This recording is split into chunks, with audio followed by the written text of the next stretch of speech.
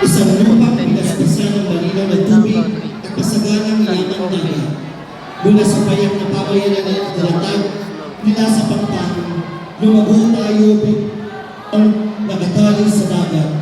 Ang ating pinagmulan, ang ating buhay, at ang ating pag-asa.